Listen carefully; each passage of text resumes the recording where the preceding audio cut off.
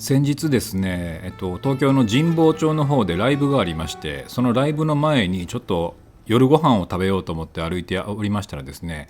この神田天ぷら鉢巻さんっていうこういうお店を発見いたしまして、天ぷらかと天丼食べたいなと思いまして、ちょっと見ていましたら、これ出来たてにこだわっておりますとね、やっぱ出来たての天ぷら丼が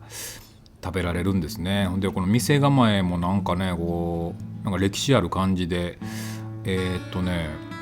これ創業者の青木さんという方がこの江戸川乱歩さんですね。江戸川乱歩さんと交流がある江戸川乱歩が愛したお店なんでしょうね。創業昭和6年、天ぷら鉢巻って書いてますから、天丼、野菜天丼、エビ天丼、穴子エビ天丼、松天ぷら重とかいろいろありましたね。これは美味しそうだなということで、ここ入ります。一人です。入ってすぐの左手がまずカウンター席になってまして、そこのですねカウンターのお席に座らせていただきます。メニュー見てみましょう。これね、天丼、シンプルに天丼いくのか、野菜天丼はちょっと違うかな、エビ天丼か穴子エビ天丼、思い切って松天ぷら重っていうのもありですけども、これなかなか悩みどころですが、穴子エビ天丼。穴子エビ天丼。はい、かしこまりました。失礼いただいております。穴丼一丁です。穴子エビ天丼いきました。でテーブルの方がですね、これ秘伝天丼のタレというね。でこのおしんこって書いてますと、なんとなく僕おしんこって大根のイメージだったんですけども、大根ではなさそうですね。これ後ほどいただきます。でこれテーブルね、七味乗ってましたね。お味噌汁出させていただきます。先にお味噌汁がやってまいりました。あとは穴子エビ天丼を待つのみ。すいません。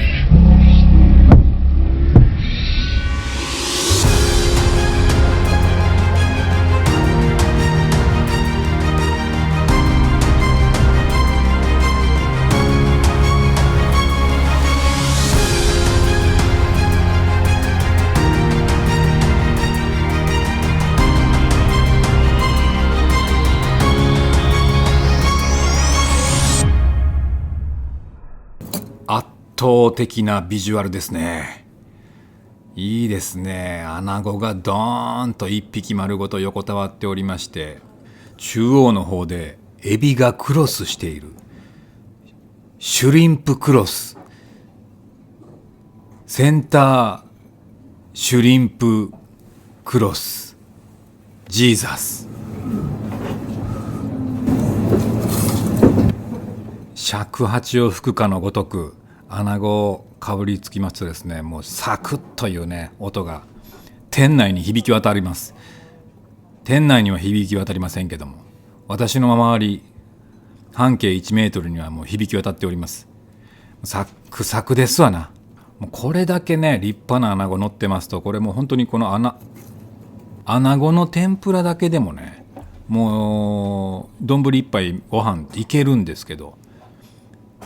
それプラスエビと野菜までついているというこの安心感ね。ガツガツいくら食べ進んでもそうそう天ぷらはなくならないぞという、これ余裕が出ますね。いらっしゃいませ。お味噌汁も美味しいですね。東京にはすごい有名な天ぷら屋さんでね、天丼がもうすごい蓋が閉まってるけども、蓋からドーンってもうはみ出てるような、もうドガーンって天ぷらなってるようなね、天丼屋さんがあったりとかね、すごい有名なお店たくさんあるんですけども、結構やっぱりね、そういう有名店の天丼ってね、結構平気で2000円超えてきたりするんですよね。それに比べてこんだけのボリュームがあって、エビはそこまで大きいエビってわけではないですけど、これに関しては穴子がメインの天丼なんで、エビはねそこまで大きい感じではないけども、2尾ついてこんだけ立派な穴子乗って1500円っていうのは、この東京の価格帯の中ではなかなかリーズナブル、コストパフォーマンスが高いんではないかと私思います。穴子エビ天丼で。穴子エビ天丼。穴丼一丁です。私の横にね、男性の方が座られまして、その方も穴子エビ天丼ですね。穴子エビ天丼仲間、穴子エビ天丼メイトと申しましょうか。でね、こんだけ大きい穴子の天ぷらってたまに臭みがあるやつあるんですよ。なんですかね、水道水かなんかの香りがするのか、ちょっと臭み残ってるやつがあるんですけど、ここの穴子の天ぷらはすごく臭みなく美味しいです。そしてこのおしんこに手を伸ばしたんですけれども、このおしんこが大根じゃないんかと思って、でこれなんかビジュアル的にこれ生姜かな、新生姜かなんかをスライスしてあるのかなと思って、とりあえず食べてみたんですけれども、一旦穴子をパクッといきましてね、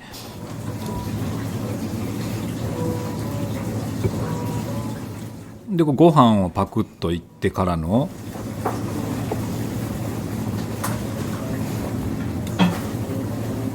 おしんこいきます。ペイペイのお支払いでありがとうございます。1500円。おパリッパリッパリッってあれと、これねごぼうなんですね。ごぼうのささがきというのか、ごぼうのおしんこ、これ珍しいですよね。でおしんこそもそもおしんこって何を指すのかっていうのをちょっと調べてみましたらですね、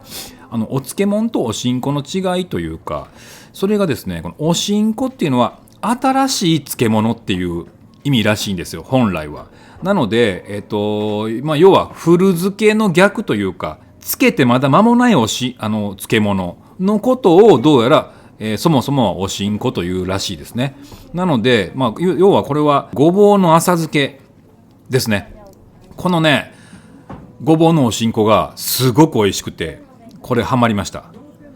でこの入れ物の中にはよく見たら、ごぼうのおしんこと生姜も入ってましたね。マジミックスになってましたね。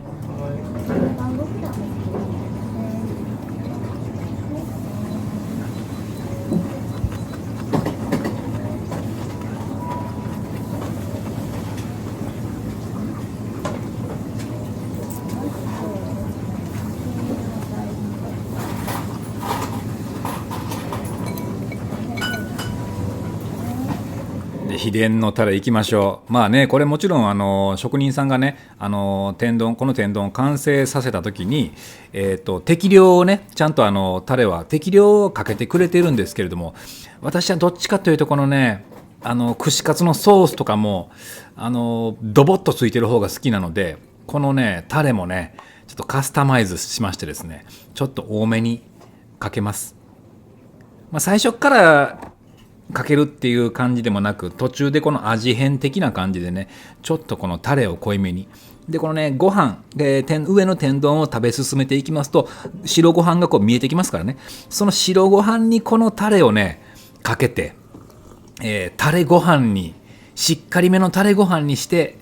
食べていく。いいですな。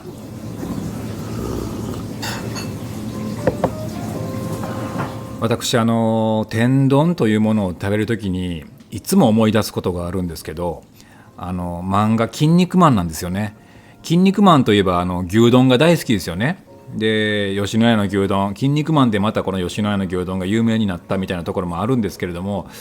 これが実は第1話、漫画の筋肉マンの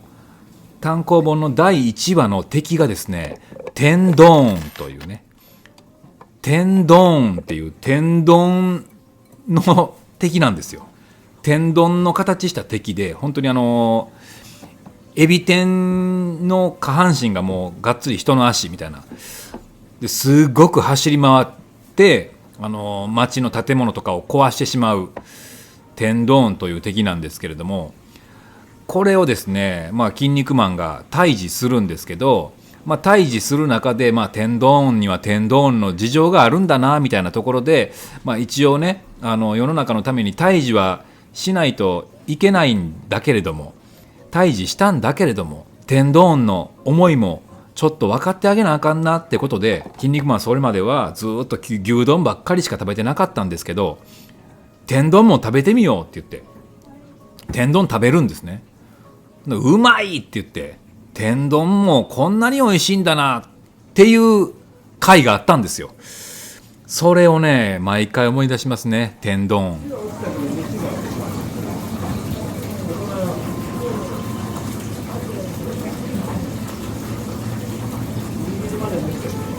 あともう一個ね、天丼食べてるとね思い出すことあってね、19の時にですね、私京都の、ちょっと大箱のクラブみたいなところで働いておりまして、でいつもね、オープンが夕方6時とか7時とかやったかなだったので、5時ぐらいにからですね家出まして、原付ホンダのディオに乗ってですね 50cc でずっとねそこ京都の祇園にあったので、片道20分ぐらいのところをですね原付でベーって走って向かってたんですけど、その日がちょうどね、なんだかちょっともう今となってはなんでだったのかっていうのははっきり覚えてないんですけど、無性にバイトに行きたくなくてですね、なんか若くてこのメンタルがまだ安定していなかったのか何なのか分かりませんけども、もう今日はもうバイトには絶対行かないってなってしまって、で家を出てバイトに向かってる途中でそうなってしまって、で途中からですね道をもう変えまして、でとにかく走ったんですよね、何かに向かって。で 50cc のエンジンをうならせながらねウェーって走って、とりあえず走ってね、最終的に神戸の三宮に着いたんです。で京都からもう下道で神戸の三宮なんてほんまに結構な時間かかりますから、割としかも行き当たりばったりに走ってましたんで、道もね最短の道を行ってなかったので、あっちこっちこう遠回りしながら行ってて、着いたのが夜の10時11時ぐらいだったと思うんですよね。三宮の町着きまして、でお腹ペコペコでね、ふと見ると今もありますけれども、天丼のチェーン店の天屋さんってありますよね。天屋、天屋のねお店の光がこうこうとね、黄色い光がついてたんですよ。でうわー天丼かと思って、天丼食いたいなと思ったんですけど、その時ね、途中ガソリン入れたりとかしたんで、ポケットの中にね確か200円ぐらいしかなかったんですよ。でポケットの中の200円を握りしめながら、もちろんそれでは天丼食べれなかったので、200円握りしめて天屋を見つめるっていうことありましたね。その日夜中まで三宮にいてね、朝方帰りましたけどね。で帰りにまたガソリンなくなりそうになって、その残った200円で200円分だけガソリン入れたんですけど、結局家まであと5分っていうところでガソリン切れましてね、最後は原付をして帰りましたね。そんなことを思い出します。